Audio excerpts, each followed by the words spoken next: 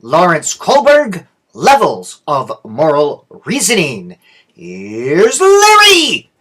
He was a stage theorist, indicating that people have to accomplish tasks at one stage before they can move on to the next. He spent over 20 years researching the moral development of children. His research should always be put in some sort of context because he tended to focus only on male subjects. But he looked at the motivation and moral reasoning, not behaviors, but the why. He did a lot of interviewing. He came up with 6 stages of moral reasoning. Preconvention level, there's two levels here. Level 1 is punishment. Our motivation to act, our actions are determined by avoiding punishment. We are motivated to act. Right and wrong is determined by what is not punished. Moral reasoning is still under external control here. If you're naughty, daddy will spank. Preconventional moral reasoning still. Level 2, rewards. Your motivation to act is based on gaining a reward. You act so that you will get something. Morality is still under external control here. If you're good, mommy will give you a cookie. All right? External control. The beginning of conventional moral reasoning, social approval. Your motivation to act, your actions are determined by what people will think about you. Social conformity. Ooh, good boy. Ooh, good girl. Morality here is still under external control. This happens a lot at the middle school and high school level where peer pressure becomes very, very important. Conventional moral reasoning. Level 4, the law. Motivations, actions are determined by the rules or the law. It's right because the law says so. It's wrong because the law says so. Morality is still externally dependent here. For example, it's the rule. You have to do that because of the rule. You must do it.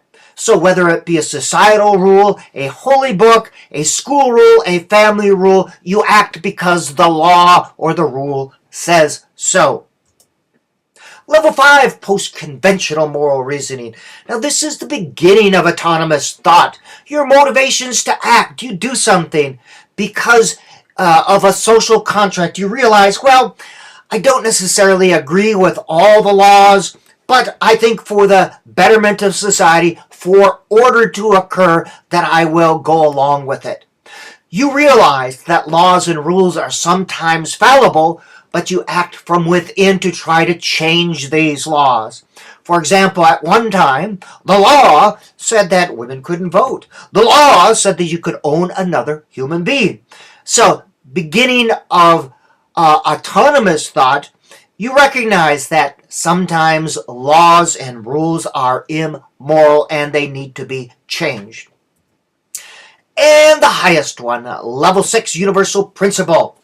You are motivated to act based on your consciousness in accordance with a set of universal principles or truth, regardless of the consequences. And some universal principles are all life is sacred, plant life, animal life, human life, and you act regardless of the consequences. I cannot do that. That is morally not right. People rarely are able to act at this level in all circumstances. And people that do tend to get assassinated, shot, crucified, other things happening to them. Society can't stand someone who points out the shadow side simply by their being. Here is an overview of the levels. Punishments, rewards, good girl, law and order, social contract, principled conscience.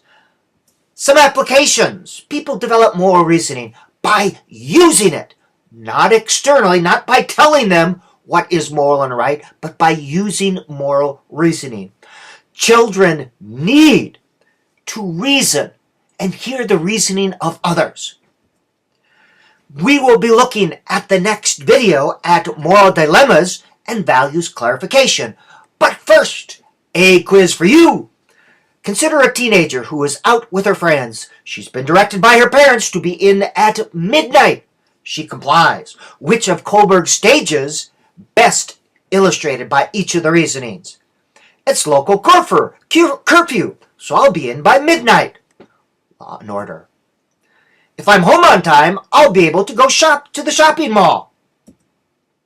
Rewards. My parents and I agree that midnight was fair. In order to maintain a healthy family relationship, I will abide by this agreement.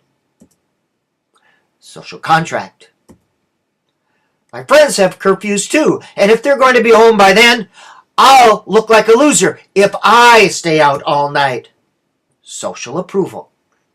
Notice the behavior is the same, the motivation is different. If I stay out, I'll be in big trouble with my parents.